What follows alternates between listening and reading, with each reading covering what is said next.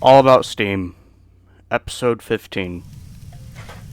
The USATC S160 280. I know that we already did this locomotive, but last year I felt as if it was necessary for us to redo it. We have a double header with a 50 long car train. I was going to be planning this for Memorial Day or Veterans Day, but never got around to it, so I'm going to do it now. So hello everyone, I am your host Daniel. I am not joined by a co-host today, and we're talking about the USATC 280 engine, steam locomotives.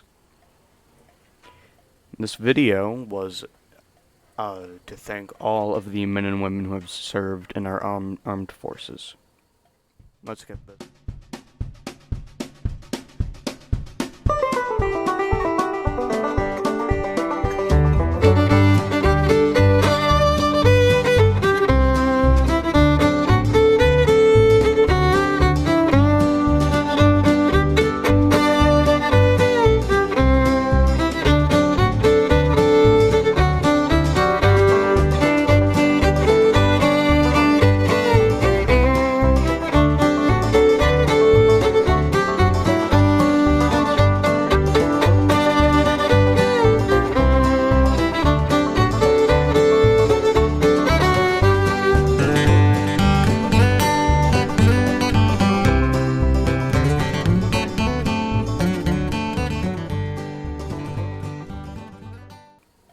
Let's get this underway.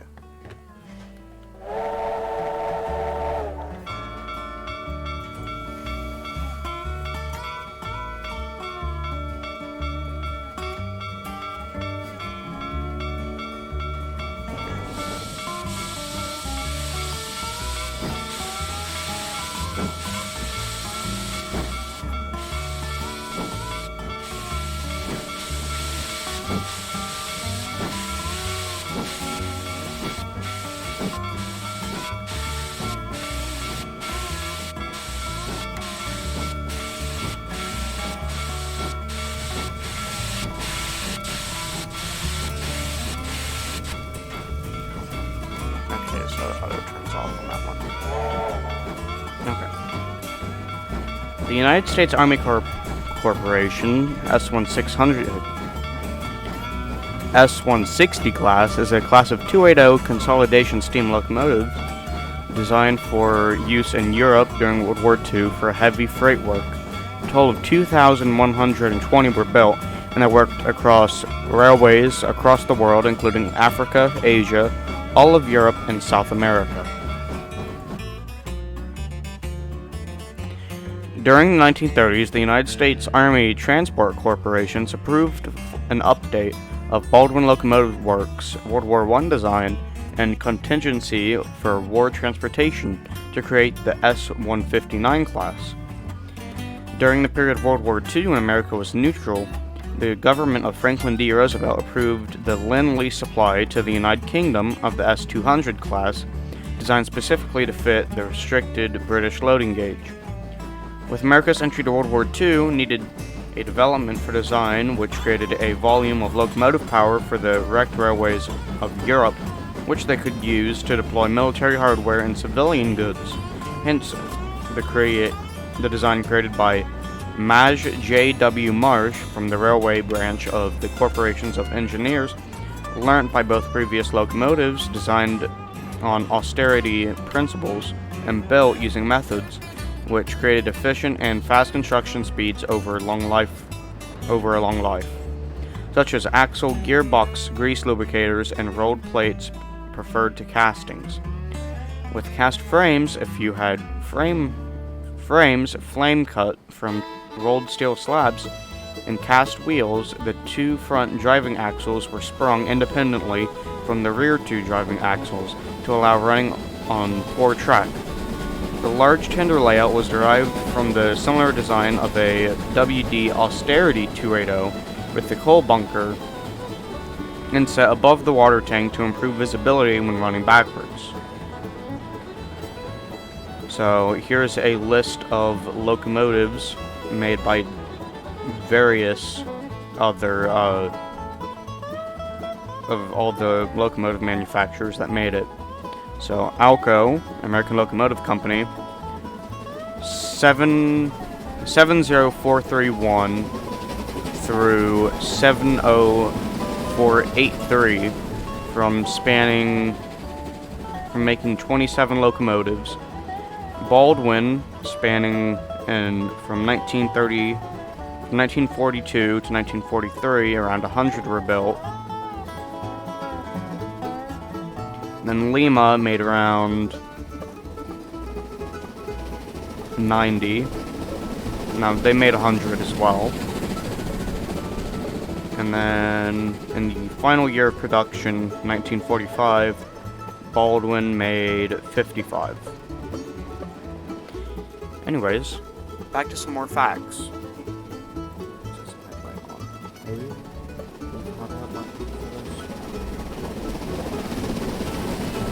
Okay. 800 locomotives were constructed in 1920 through 3 in 13 batches, split between Alco, Baldwin, and Lima Locomotive Works, shipped to South Wales and dispatched from the GWR Locomotive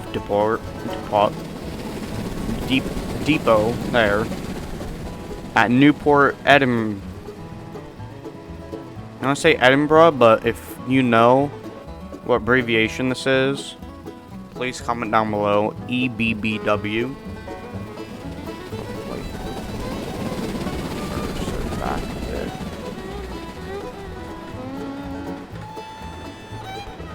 There we go. Yeah, probably. EBBW Junction. The first 43 locomotives were transferred to the LNER Doncaster Works for completion and later running over the East Coast Main Line. This started pattern whereby each of the 4 British railway companies eventually deployed a total of 400 S160s under the guise of running in, but factually replacing damaged stock and increasing the capacity of the British railway system to allow for shipping of military pre-invasion equipment and troops. The eventual deployment of S160s were 174 to the Great Western Railway, 160 to the London and North Eastern Railway, 50 to the London, Midland and Scottish Railway, and 6 to the Southern Railway. The second batch of 400 S160s were prepared for storage by the USATC personnel at the Great Western's EBBW Junction Locomotive Depot in the immediate run-up to D-Day. After the D-Day invasion of Normandy, the locomotives were deployed across Britain again, began to be collected and refurbished at EBBW Junction in preparation for shipment to Europe. Now we're going to go over some operation failures.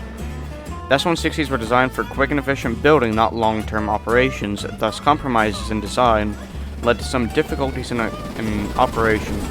The axle box grease lubricators were not very efficient, particularly when maintenance procedures lapsed or were delayed for operational war reasons, so axle boxes often ran hot.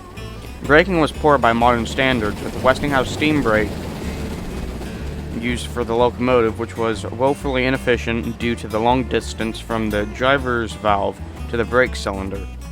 A major fault of the S160 was the use of a single water gauge of a Klingler design unfamiliar to United Kingdom crews. The valves were not fully open, the level was adequate, even though it was becoming dangerously low. When a low water condition allowed the crown sheet to overheat, the stay bolts holding the crown sheet would fail with little warning, resulting in a boiler explosion. In a space of 10 months, 3 United Kingdom S160 suffered a collapse of the firebox crown sheet, with the first leading to the death of a GWR fireman on number 2403 in November 1943. Although there have been claims of stay bolts or firebox designs were less than for domestic locomotive boilers, the locomotives were equipped with a boiler built to comply in all aspects with the ASME boiler code, except in that the shell shall have a factor safety of 4. The power type is steam, of course. The designer was Major J.W. Marsh. I am on it today. 755 were built in total by the American Locomotive Company. 702 were built in total by the Baldwin Locomotive Works. And 653 were built by the Lima Locomotive Works. And they were built between 1942 and 1946. The total produced was 2,120. The class is the USATC S160 in country derivatives. The official name is the USATC 1600 class, and the location of them is United States. Well, the main locations of them is the United States, the United Kingdom, Europe, China, and Korea. And at least 26 are known preserved, possibly more in derelict condition, most scrapped. Now it's time for the cab tour. So right here we have the Johnson bar, or the reverser. We have the regulator. Up here we have the triple top to tell you how much water's in the boiler. We have the injector, air pump, mechanical lubricator, brake steam valve, steam cutoff, brake steam valve, sander steam, blower steam, exhaust injector, regulator, whistle,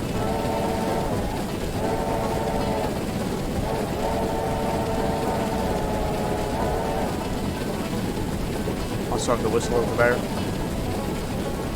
There's your water gauge, firebox, independent brake, the locomotive brake, and the train brake, vacuum, I guess. Down here, I think that's the Sanders. No, that's the Sander right there. And somewhere, exhaust injectors again.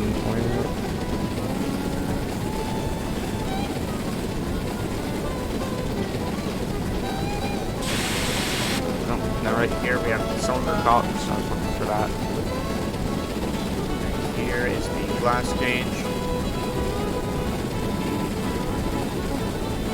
water gauge. So there we have the blower. That's about it for the cab.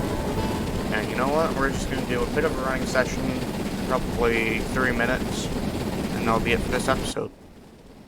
I just want to say I apologize for the lack of episodes recently. I've just been really out of it, but I promise I'll get back into it. So,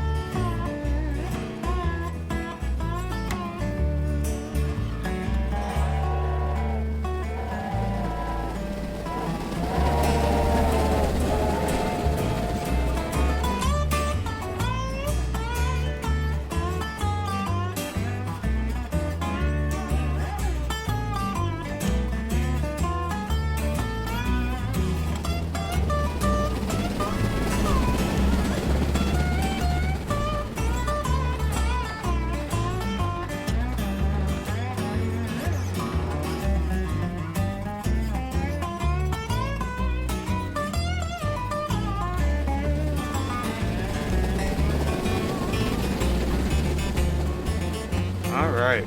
Thank you guys so much for joining me in this episode. I hope to see you next time. Episode 16 will be the Union Pacific 4000 class, or more commonly known as the Big Boy. See you next time.